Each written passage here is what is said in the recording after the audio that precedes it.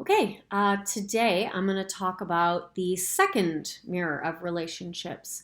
Similar to the first, it's a little more subtle.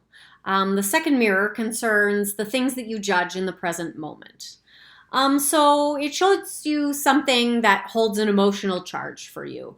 So because discernment is important in life, but the things that you have an emotional charge, you actually draw into your life because there's something there that needs to be resolved.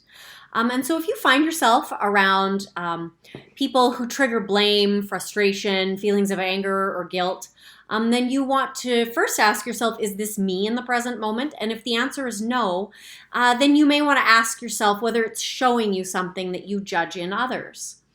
As I said, discernment is one thing, but when we judge and condemn, it's often that we have these judgments that were given to us from outside of ourselves. So this might be from family or culture or other people or experiences. And so these judgments come from life rules that we may have been given, and they can cause you to repress parts of yourself. And thus, when those parts show up in others, you judge them.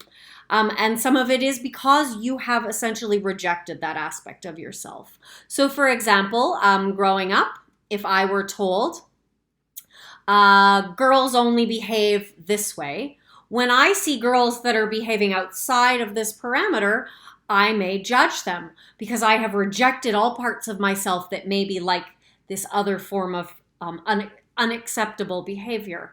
And so what this shows me is that there is an aspect of me that I actually need to work around to be more understanding of, to be more accepting of. And so this is why when we see this thing that we have rejected within ourselves, we then judge others for it. Judgment can also show up as perhaps something, an experience that has created an emotional wound in the past, some sort of trauma, and that you haven't moved beyond it or you haven't forgiven it. And so these emotions come up to show you something that needs to be worked through. And so by working through these, you can actually create more sustainable, happier experiences and relationships. And once you begin to work through the charge that around any particular situation or behavior or certain people, these lessons that come with these people or experiences actually start to leave your life. They're coming up to show you this judgment. If that is in fact the mirror that you're seeing.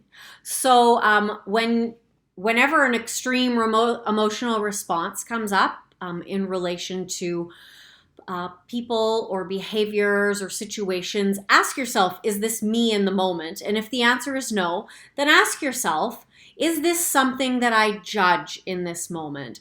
And if the answer is yes, then look for a pattern. When was the first time you remember something similar to this happening?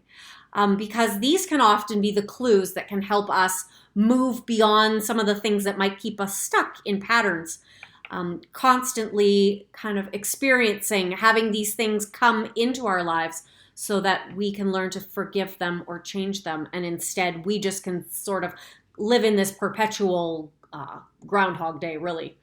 And so tomorrow, I'm going to talk about the third mirror of relationships because it's actually quite closely connected to the second mirror. So I would love to hear how maybe the second mirror has shown up in your life. Put your comments below.